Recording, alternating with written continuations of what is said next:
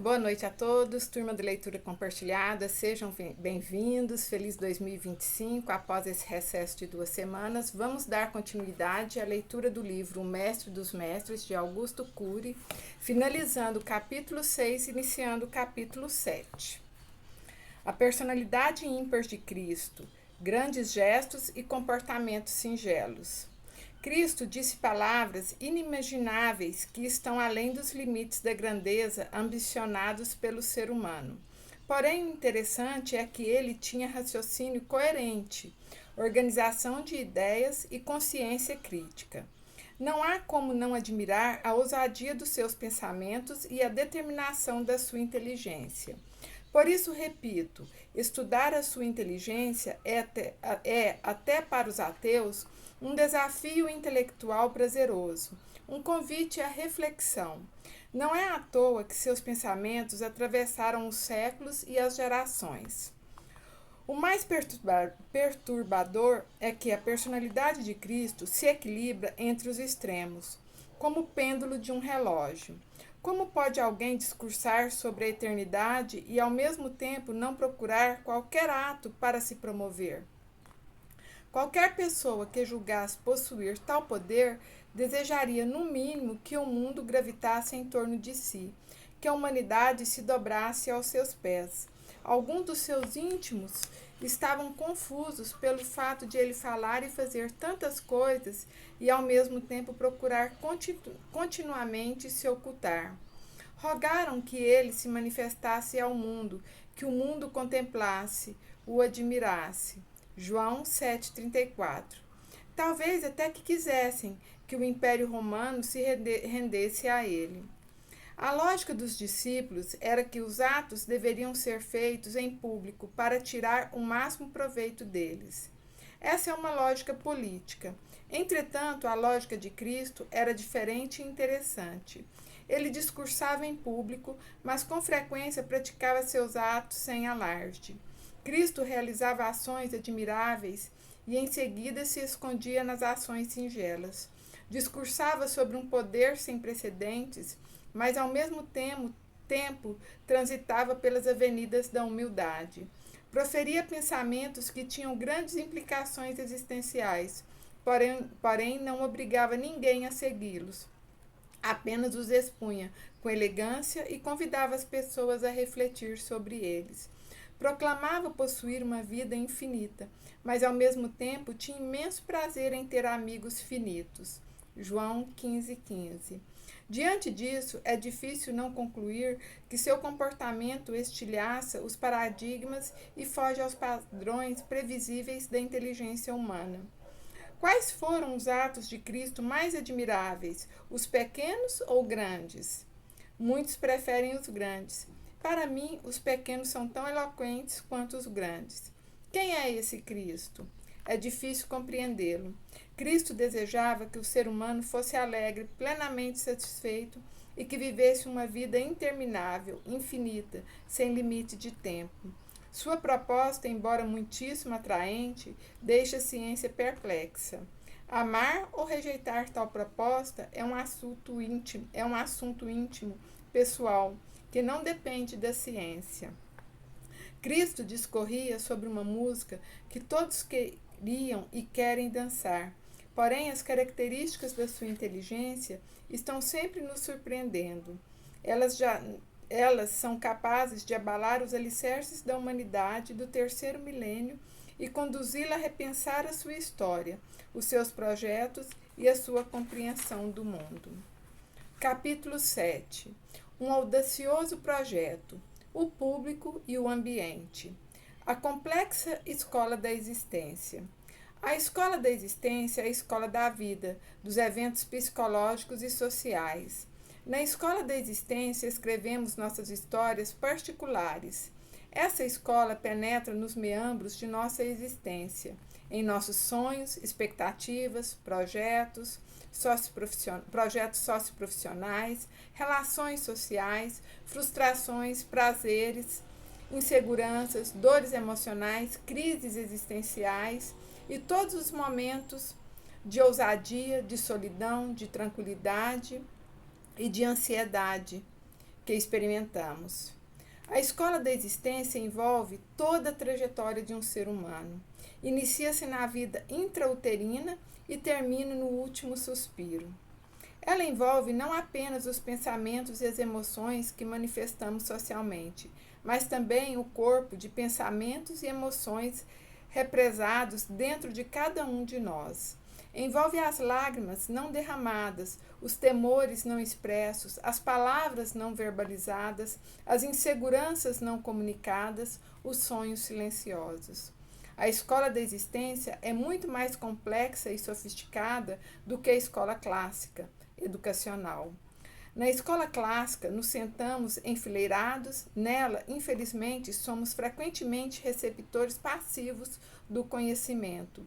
E o conhecimento que recebemos tem pouca relação com a nossa história. No máximo, relaciona-se com a nossa profissão. Na escola da existência, porém, todos os eventos têm relação direta com a nossa história. Na escola clássica, temos de resolver os problemas da matemática, na da existência, temos de resolver os problemas da vida. Na escola clássica, aprendemos as regras gramaticais, da existência, temos que aprender a difícil arte de dialogar. Na escola clássica, temos de aprender a explorar o mundo em que estamos, ou seja, o pequeno átomo da química e o imenso espaço da física. Na da existência, temos de aprender a explorar os territórios do mundo que somos. Portanto, a escola da existência inclui a clássica e vai muito além dela. Um dos maiores erros educacionais da escola clássica é não ter como meta fundamental o preparo dos alunos para viver na sinuosa existência. A melhor escola clássica é aquela que constrói uma ponte sólida para a escola da vida. Boa parte das escolas clássicas se tornaram um parêntese dentro da escola da existência, não havendo comunicação entre elas. Numa escola clássica fechada, os alunos são presos numa bolha, numa redoma educacional, sem anticorpos intelectuais para superar as contradições da existência e amadurecer multifocalmente a inteligência. Eles incorporam o conhecimento, mas raramente se tornam engenheiros de ideia. Tornam-se profissionais, mas poucos conhecem a cidadania e expandem a consciência crítica. Na escola da existência, a velhice não significa maturidade. Os títulos acadêmicos não significam sabedoria. O sucesso profissional não significa sucesso no prazer de viver. Nela, os parâmetros são mais complexos. As características da escola da existência. A escola da existência de Cristo possui características incomuns. Ela não é uma escola de pensamento filosófica, de regras comportamentais, de ensino religioso moralista, nem de aperfeiçoamento de caráter. O projeto de Cristo era muito mais complexo e ambicioso.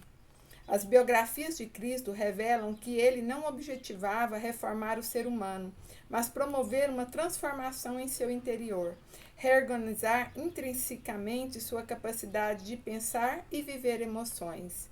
Ele pretendia produzir uma nova pessoa, uma pessoa solidária, tolerante, que supera as ditaduras da inteligência, que se vacina contra a paranoia do individualismo, que aprende a cooperar mutuamente, que aprende a se conhecer, que considera a dor do outro, que aprende a perdoá-lo, que se interioriza, que se repensa, que se coloca como aprendiz diante da vida, que desenvolve a arte de pensar, que expande a arte de ouvir, que refina a arte da contemplação do belo. Essas características serão estudadas nos capítulos posteriores.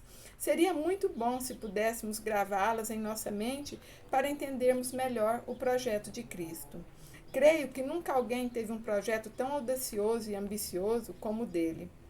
Antes existiram algumas escolas na Grécia, a Academia de Platão, o Liceu de Aristóteles, as escolas pós-socráticas, porém, nenhuma possui um projeto tão ambicioso e instigante como a escola da existência de Cristo.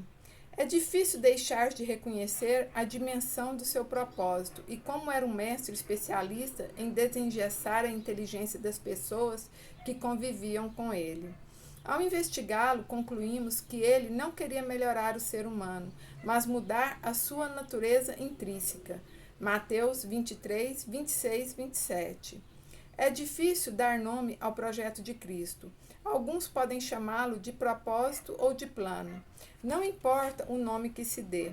O importante é que possamos compreender que seu projeto era complexo, sofisticado, audacioso, multifocal, às vezes parecendo um hospital que tratava das misérias humanas, mesmo as mais ocultas.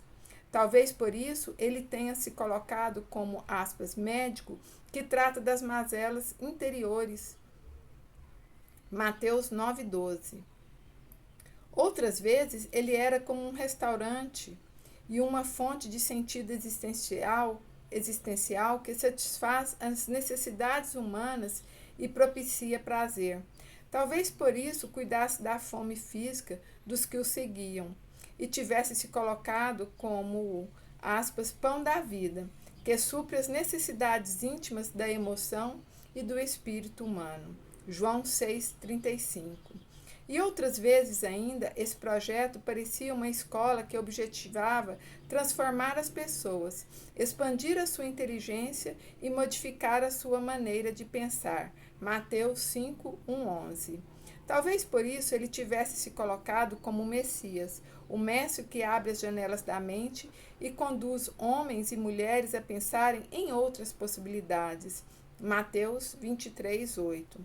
Seguindo a definição abrangente da escola da existência que forneci no tópico anterior, chamarei esse projeto de, aspas, a escola da existência de Cristo.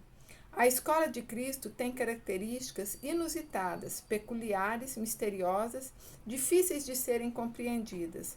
A seguir, farei um comentário sobre alguma delas. Boa reflexão e até a próxima leitura. Gratidão.